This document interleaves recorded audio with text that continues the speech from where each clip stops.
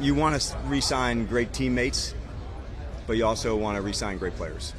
And when those two things are in sync, man, that's a no-brainer. And so the impact that Bobby made on and off the field was excellent. I can still remember we were in a tough stretch, and he was the one that stood up in front of the team. And I think that was something, Ben, that showed the leader that he is, because he is soft-spoken. He's got really high standards. He's the first one, just about he and Jaden, to the building every morning. But I think that shows over and over again, like, how committed he is, and other people see that.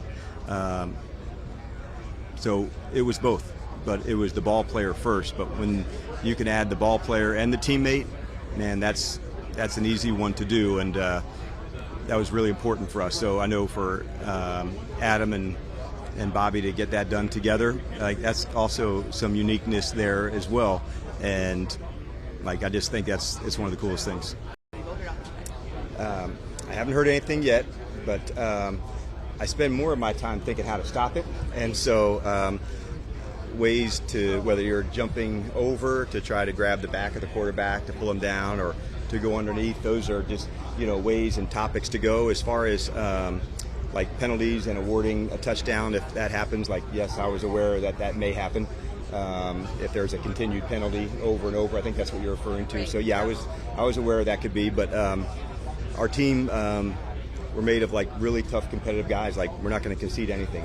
That's not how we get down. So if that meant like, we're going to go fight for it to the last second of the last play of the last moment, like, that's who we are. And other than that warning from the referee in that moment, did you ever hear anything from the league office or anything afterwards about how that appeared or looked on TV? No. Okay. A couple good T-shirts out of it. That's about it.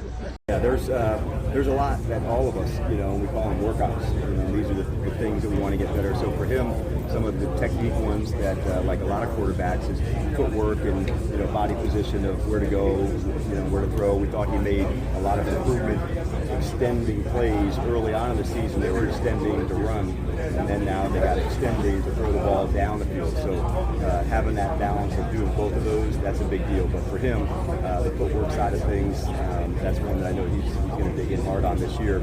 I think if you ask a lot of quarterbacks, that's where the power comes from, that's where it's at. So, but that's one for sure that he's digging in on. It probably takes the whole offseason, because not every year is exactly the same.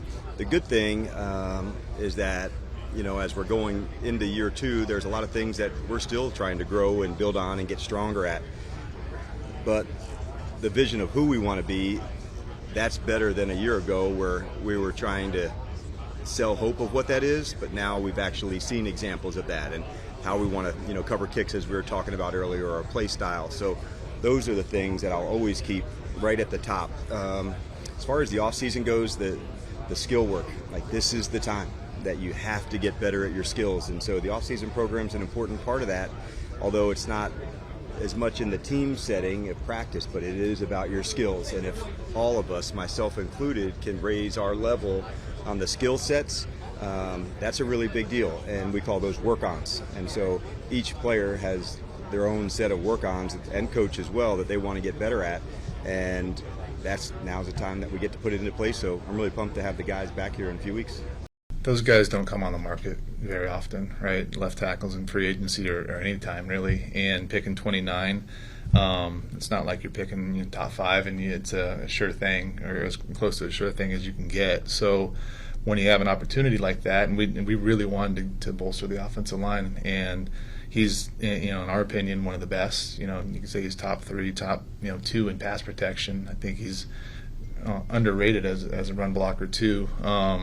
And understanding too, we have people in that building that really vouch for him as a person, so we knew he'd fit in with our team, with our locker room, within that O-line room, and early returns show like he's been great. When he came out here, he's connected with a lot of our guys, and I think he's going to be a great addition. So those opportunities are rare, so we thought it was right to pounce on it.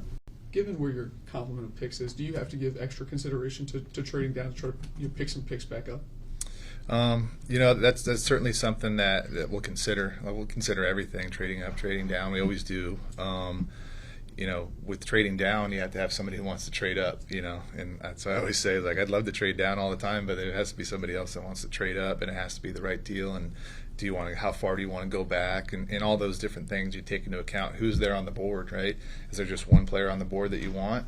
And if that's the case, then maybe you think twice about trading back, because but if you have 5 players on the board that you really like, you can trade back a few picks, and then you can just pick one of those. And I think, with what we did in free agency and through the trades, we have the optionality to really do anything at 29, which we feel really good about.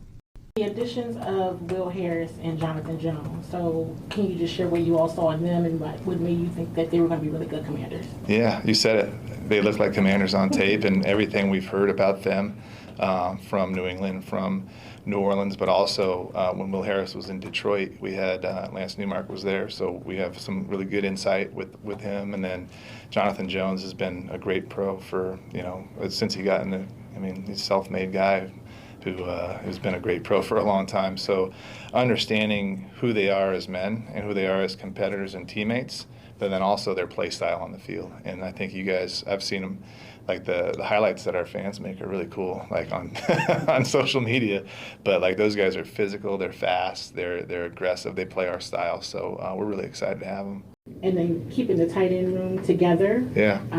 Just share a little bit more about why that was so important for you all as well. Yeah, I think just starting with Zach, bringing him in last year, we were really pleased with how he not only played, but what a leader he was, and becoming a captain voted on by his teammates at the end of the year was really, really cool to see just how his leadership grew throughout the year, much like Terry's. And so that was a priority for us to bring him back. And he's been, people can say he's lost a step, but he still gets open all the time, and his blocking got better as the year went on too. So everybody had that mindset to get better, and Zach was fit right in with that. And he's a great weapon to have in the pass game, especially. So that was a priority. And then John Bates, we think he's, if not the best, one of the best blocking tight ends in the league. And his mentality, his tenacity, his physicality fit right in with what we want to do, and he brings an edge to our offensive line. He's almost an extension of that. But we also think with John that he's got, much like Kinlaw, he's got another step to go in the pass game. He's got some untapped stuff that we really want to work on. And when we re-signed him, that was one of our goals. We talked to him about that. It's like, we don't want to just bring you back. We want to get you better and better. And he was really positive about that. So that room's a really good room. It's a really deep room, and that's what we want to create with every room, really, is competition, and that's really the theme of our program. Is there a desire to get something done with him before the season starts? Yeah, I think, short answer is we want to make Terry a commander for a long time. He's a great commander. He got better and better as the season went on, not only as a player but as a leader. It was really impressive to see him grow so much. When you think of Terry as this, pristine, polished player, but then he got even better. So it's really cool. Everybody can get better. Even the great ones. So. But we've had talks with Terry's representation, and I think just like any talks we'll have, those will stay in the house. But it's been really positive. Well, obviously I know Deebo really well.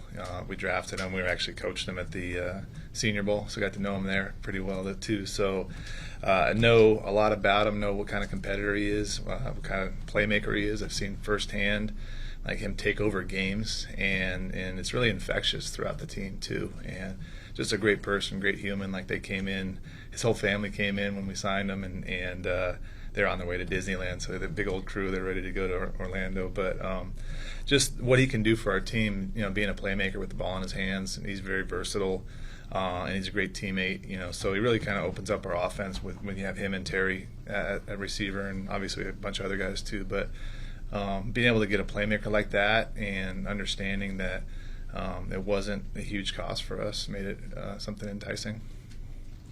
You talk about the offense too. How can he change the dynamics of the offense? Well, just everything he can do, really. You can put him in the backfield. Cliff's a really creative guy, so it gives him another quote-unquote toy to play with, in terms of where you can align him. You can line him wide, you can line him in the slot, you can align him in the backfield.